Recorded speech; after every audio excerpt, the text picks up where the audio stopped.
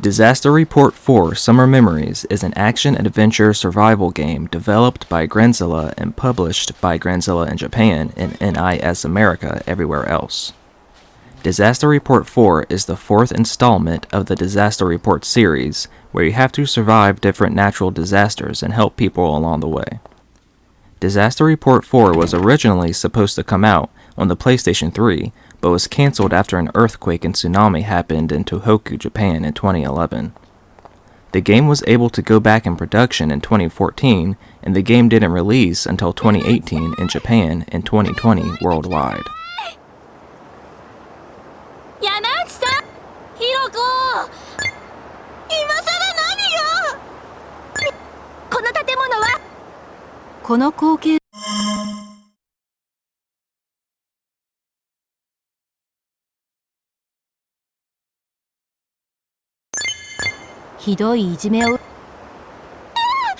Disaster Report 4 Summer Memories takes place in Hisui City at present time.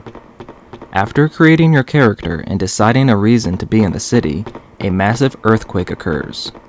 The bus you are riding on topples over and you crawl out from the wreckage.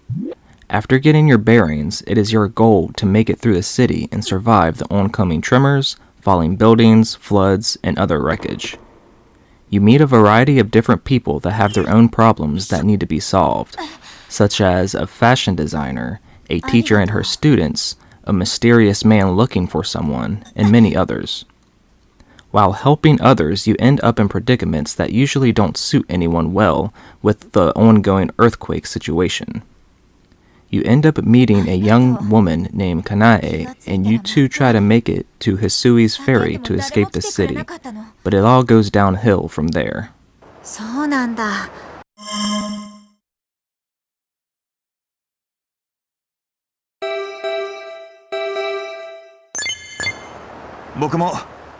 The Disaster Report series holds a special place in many people's hearts because the games are very captivating with their stories, characters, and silliness at times. There are usually a lot of mechanics in these games not seen in any others that makes the series unique. The characters' intertwining relationships and interweaving stories makes for a lot of aha moments. After the first game, things like cameo appearances of other characters or name drops of certain companies frequently occur. There is an abundance of compasses you can collect along the way in all the games, and they all have cute designs like a bowl of ramen or a robot head, and the last one you get is usually a tease for the next upcoming title. The games have a survival element to them where you have to take care of yourself, or it may hinder your health or movement.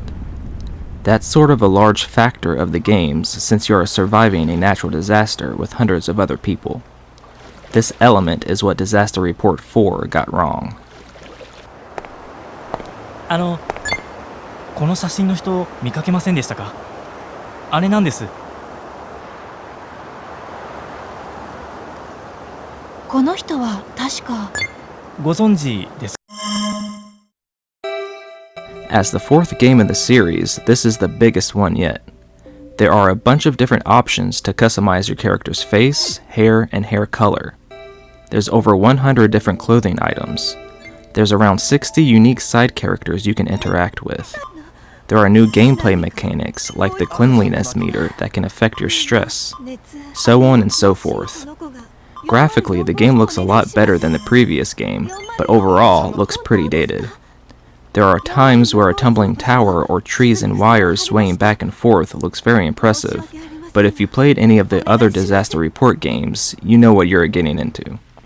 The series has a very unique style and feel to the gameplay that is sort of stiff but fast at the same time, mixed in with some weird controls and a sensitive camera, especially when it comes to any kind of vehicle.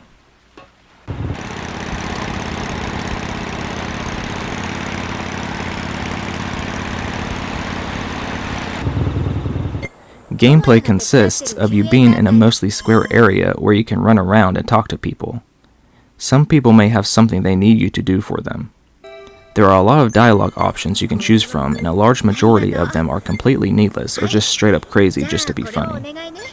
While walking around, different accidents may happen in the environment, in which you may have to run somewhere safe so you don't get hit by a falling streetlight, or just kneel down to the ground so you don't topple over and lose health. After completing the main objectives in an area, you can move on to the next and do the same thing.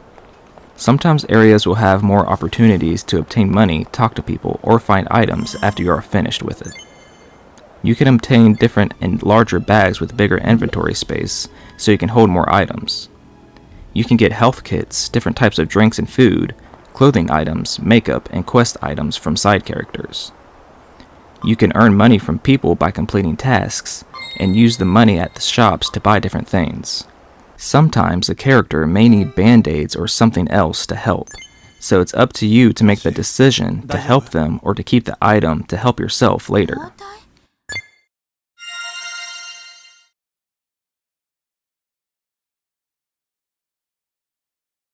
You also have to keep track of your attributes, like how hungry or thirsty you are, or if you have to use the bathroom.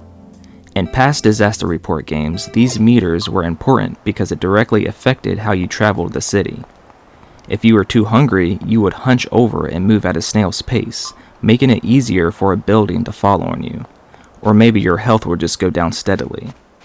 In Disaster Report 4, these meters mean absolutely nothing.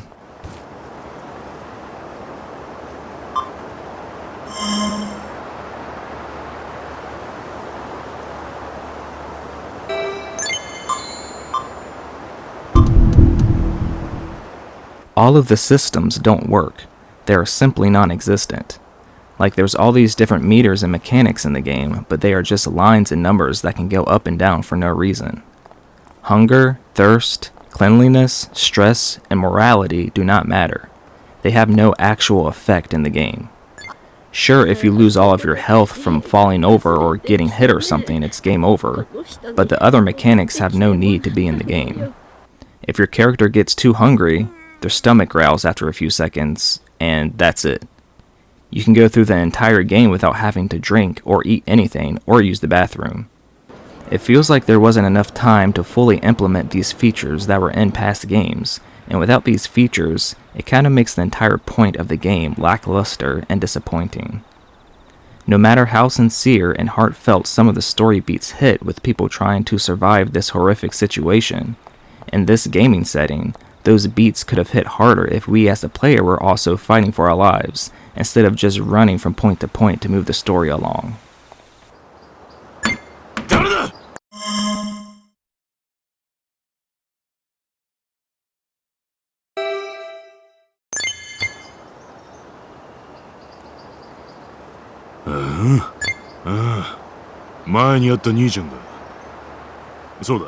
So with that said, that leaves only the money system and player choice to have any significance.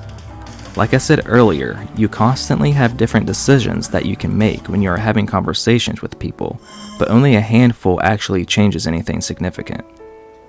A lot of the choices you make are funny, with some of them having your character make anime poses or laugh maniacally. You barely get any response out of the person you are talking to, or the choices you make will just be a thought in your character's head. There are some good and bad choices that affect your morality meter, but the only use that has is for an achievement. It doesn't affect anything in the game. Sometimes making bad choices does pull out some great acting of a character being upset about your choice. All of the voice acting is in Japanese and it sounds really good. I never had a problem with any character. You can actually yell and then yell even louder in the game, but it doesn't do anything. The NPCs just look at you and that's it, but the actual yelling sounds like the actors put some effort into it. このおばあさん怪我だとそれに避難所を少しでも荒らしたら叩き出してやるからな Being bad is actually the way to go, because that's how you get the most money. When you are given quests for people, you can choose to help them, or you can choose to help them for a price. Oftentimes, you'll get some money, and at a certain point in the game, you can get enough money to not worry about money for the rest of the time you are playing. There is really no incentive to be nice other than not being a total piece of crap and making people give you money during a disaster. A lot of the longer overarching side quests that can be tackled actually rely on you having a crazy amount of money anyway.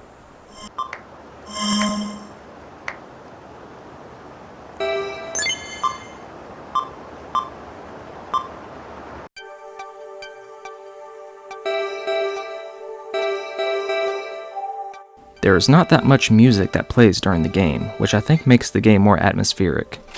The music that does play is usually very thematic soft piano playing. One track sort of flips it all on its head, and that's Looming Crisis. It usually plays when you are being chased or something urgent is happening. It reminds me of something from an old beat-em-up like The Bouncer or Fighting Force. It never lasts that long and is probably the most recognizable thing you'll hear from this game.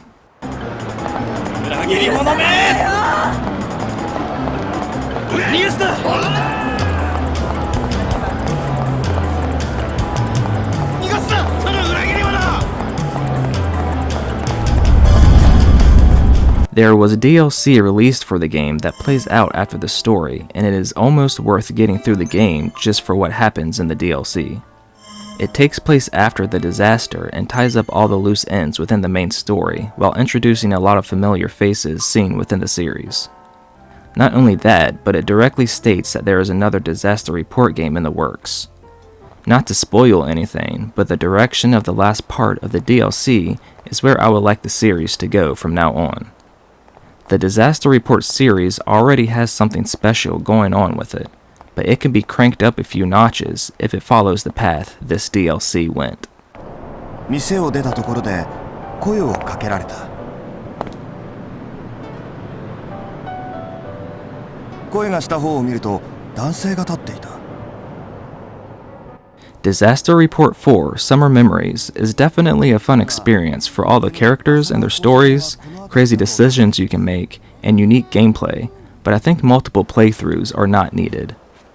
The game looks pretty good and controls well enough, but completely eliminating the mechanics that made the past games interesting wasn't a good idea, especially with how well the game could have implemented the systems within the story.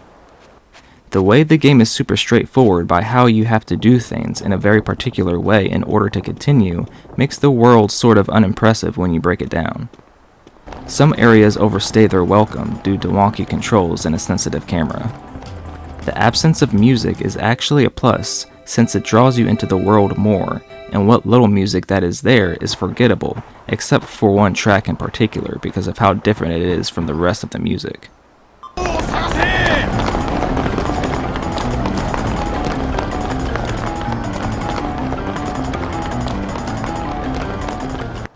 As someone who loves the Disaster Report series, I liked this game a good amount, but I think it may be the weakest of the series simply because of the fact that the series' staple mechanics aren't implemented at all.